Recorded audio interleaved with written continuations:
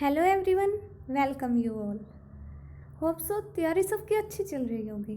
आज हम international economics का मॉक टेस्ट फर्स्ट करेंगे, ठीक है। और हाँ, इस चैनल पर हम यूजीसी नेट इकोनॉमिक्स से रिलेटेड डेली शाम को 4 बजे मॉक टेस्ट अपलोड करते हैं और रैंडमली यूजीसी नेट इकोनॉमिक्स से रिलेटेड टॉपिक्स को भी अपलोड करते हैं। सो आगे आने वाली वीडियोस के लिए आप हमारे चैनल को सब्सक्राइब कर दीजिए। और हाँ, कोई भी आपके सजेशंस हो, कोई क्वेरी हो तो आप उनको कमेंट में बॉक्स में लिखिए, ठीक है। So let we start. Our first question for today is the absorption approach of analysing balance of payment was formulated by. Absorption approach को किसने फॉर्मुलेट किया, किसने दिया एब्जॉर्प्शन अप्रोच? एब्जॉर्प्शन अप्रोच दिया है हमारा सिडने अलेक्जेंडर ने। सिडने अलेक्जेंडर ने एब्जॉर्प्शन अप्रोच को 1952 में दिया है, ठीक है। सेकंड, जो हमारे मार्शल एंड लर्नर हैं, उन्होंने दिया है इलास्टिसिटी अप्रोच। हैबरलर ने अपॉर्चुनिटी कॉस्ट थ्योरी को दिया है, ठीक है।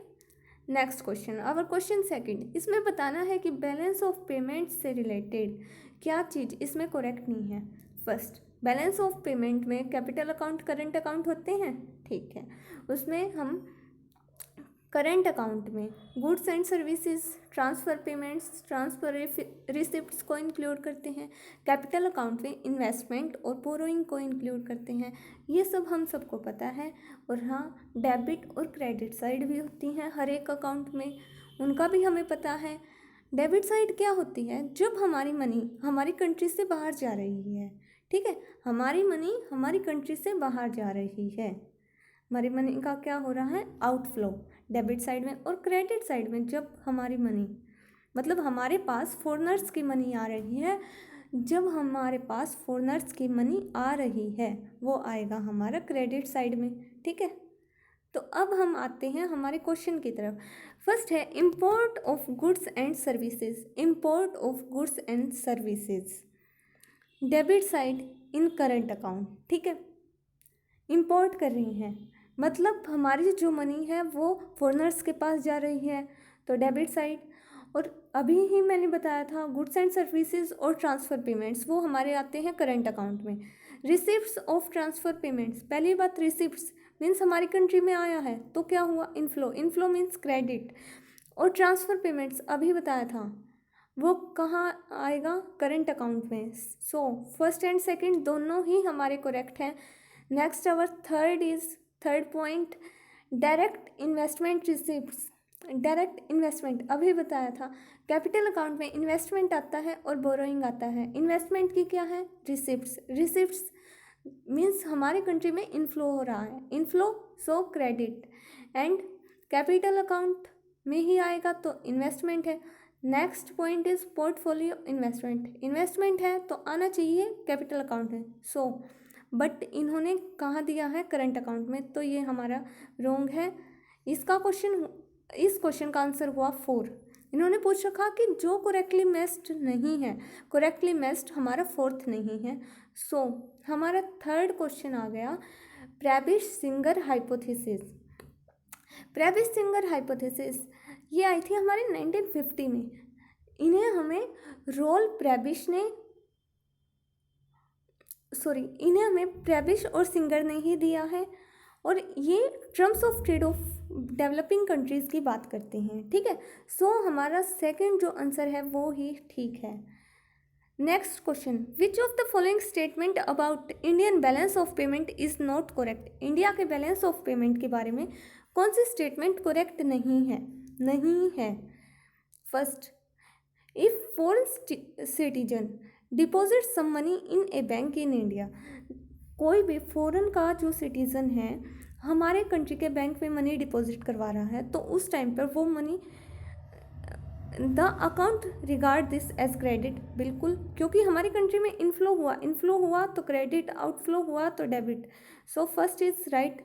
Next, current account balance shows only balance of trade in goods and services. इन्होंने ओनली वर्ड यूज़ किया, अगर ये ओनली वर्ड यूज़ ना करते तो हमारा ये करेक्ट था। परंतु इन्होंने ओनली यूज़ किया, तो आते तो हमारे ट्रांसफ़र पेमेंट्स भी हैं। सो ये हो गया हमारा सेकंड इज़ रोंग। ठीक है, तो फिर हमारे इस क्वेश्चन का आंसर हो गया second. But we read next also, allowing for errors and omissions the account always balance, बिल्कुल सही बात है। Fourth, if countries reserves of foreign currency increase, अगर कंट्री के फॉरेन करेंसी के रिजर्व्स क्या होंगे, इंक्रीज, तो हम माइनस का साइन यूज़ करते हैं। ठीक है, अगर डिक्रीज होंगे तो हम प्लस का साइन यूज़ करते हैं। ये भी स्टेटमेंट हमारी करेक्ट है। सेकंड स्टेटमेंट रोंग थी इसमें। ठीक है, सेकंड रोंग थी इसमें। अवर नेक्स्ट क्वेश्चन फिफ्थ, इसमें इकोनॉमिक इंटीग्रेशन की बात की है, लोअर से हायर ऑर्डर की तरफ जाना है हमें। कहाँ से? लोअर से हायर की तरफ। इकोनॉमिक इंटीग्रेशन की एक वीडियो भी अपलोड कर रखी है चैनल पर, आप उसे वहाँ से देख सकते हैं। ठीक है, मैं लिंक प्रोवाइड कर दूँगी, लिंक मैं डिस्क्रिप्शन बॉक्स में दे दूँगी। चलो हम पहले इसको करते हैं। देखिए, सबसे पहले हमारा प्रेफरेंशियल ट्रेड एरिया आता है, और प्रेफरेंशियल ट्रेड एरिया यहाँ नहीं है। उसके बाद आता है हमारा free trade area. So first is free trade area. Free जो ऑप्शन 3 है और 4 है उसमें फ्री ट्रेड एरिया पहले नहीं दिया हुआ, तो हमारा 3 और 4 तो कट गया। अब हमारा आंसर होगा ए में से या बी में से। उसके बाद फ्री ट्रेड एरिया के बाद आता है हमारा कस्टम यूनियन, उसके बाद कॉमन मार्केट, उसके बाद इकोनॉमिक यूनियन। सो हमारा फर्स्ट ऑप्शन है करेक्ट। जो फ्री ट्रेड एरिया होता है उसमें हम मेंबर कंट्रीज़, जो मेंबर कंट्रीज़ होती हैं वो आपस में टैरिफ को बिल्कुल ही ख़त्म कर देती हैं। कस्टम यूनियन में टैरिफ तो ख़त्म होगा, परंतु एक एडिशनल पॉइंट और ऐड हो जाता है। कॉमन मार्केट में फिर एक एडिशनल पॉइंट ऐड हो जाता है, और इकोनॉमिक यूनियन में फिर एक एडिशनल पॉइंट ऐड हो जाता है। जो कस्टम यूनियन है ये हमारा सेकंड है, उसके बाद कॉमन मार्केट, उसके बाद इकोनॉमिक यूनियन। ठीक है, आप इसके डिटेल एक्सप्लेनेशन के लिए हमारी वो वीडियो देख सकते हैं। A country can have an increase surplus in balance of payment, balance of trade में सरप्लस कब होगा? जब हमारे एक्सपोर्ट तो इंक्रीज होंगे और हमारे इंपोर्ट्स जो होंगे वो होंगे decrease. Our first option is declining imports and rising exports, और ये ही हमारा करेक्ट है। क्वेश्चन नंबर 7, ये बोल रहा है कि करंट अकाउंट के बारे में क्या चीज़ सही है। It shows net income generated in foreign trade sector. जो फॉरेन ट्रेड सेक्टर है, जो हमारे बैलेंस ऑफ पेमेंट्स हैं वो फॉरेन ट्रेड को ही तो शो करते हैं। सो हमारा फर्स्ट ऑप्शन करेक्ट है। It relates to claim and liabilities of international financial market, ये हमारी स्टेटमेंट रॉन्ग है। So our option a is correct. Next question is which amongst the following economist can be classified as strong advocate of protectionist policy. आप ये बात ध्यान रखिए, जो हमारे क्लासिकल इकोनॉमिस्ट हैं वो प्रोटेक्शनिस्ट पॉलिसी को फॉलो नहीं करते, वो अच्छा नहीं मानते, वो फ्री ट्रेड एरिया को ठीक मानते हैं, मीन्स फ्री ट्रेड पॉलिसी को ठीक मानते हैं। ठीक है, इनमें से आप ये देखिए, आप कॉमन जिनको क्लासिकल इकोनॉमिस्ट को जानते हैं, एडम स्मिथ और डेविड रिकार्डो, ये तो हमारा ऑप्शन होगा नहीं। जे.एस. मिल भी क्लासिकल हैं, ये भी नहीं होगा। फिर थर्ड भी नहीं होगा। हमारा जो फर्स्ट ऑप्शन है वो करेक्ट है, एफ लिस्ट और ए हैमिल्टन, ये प्रोटेक्शनिस्ट पॉलिसी ऑफ ट्रेड के फेवर में हैं। 9th क्वेश्चन है हमारा, an increase in which of the following would be most likely to increase long run growth in the developing countries. इनमें से कौन सी चीज़ के इंक्रीज होने से आपकी लॉन्ग रन ग्रोथ होगी?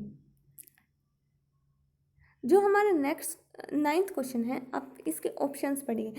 Tariff on imported capital goods, जो कैपिटल गुड्स आप इंपोर्ट कर रही हैं उन पे आपने टैरिफ लगा दिया, तो इससे क्या होगा? इससे मतलब सिर्फ गवर्नमेंट का रिवेन्यू बढ़ेगा और कुछ नहीं होना। ठीक है, तो आपकी लॉन्ग रन ग्रोथ नहीं होगी इससे, ये रॉन्ग। आप थर्ड ऑप्शन पर चलिए, अनएम्प्लॉयमेंट कंपनसेशन, इससे क्या होगा? सिर्फ लोगों को फ्री का खाने की आदत पड़ेगी, इससे और कुछ भी नहीं होना। ठीक है, तो ये भी गलत है। पेंशन पेमेंट्स, हाँ अच्छा होता है ये सोशल सिक्योरिटी के लिए, बट इससे लॉन्ग रन ग्रोथ नहीं होगी।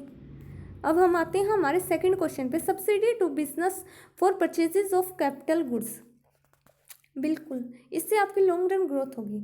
मान लीजिए गवर्नमेंट ने सब्सिडी दे दी बिजनेसेस को कैपिटल गुड्स के परचेज करने के लिए, ठीक है, सब्सिडी मिल गई। उसके बाद फिर क्या होगा, आप सोचिए ध्यान से। उसके बाद सब्सिडी मिलने के बाद कैपिटल गुड्स हैं, वो प्रोडक्शन इंक्रीज़ होगा। प्रोडक्शन को इंक्रीज़ करने के लिए जो बिजनेसेस हैं उनको एम्प्लॉयमेंट देनी पड़ेगी। अगर एम्प्लॉयमेंट भी इंक्रीज़ होगी, लोगों के पास पैसा आएगा, आउटपुट भी इंक्रीज़ होगा, तो कंट्री ओवरऑल ग्रोथ की तरफ ही जाएगी। So our second option is correct. Tenth, which is Barron's explanation for underdevelopment in Asia, Africa and Latin America. Monopolistic business from abroad, बिल्कुल।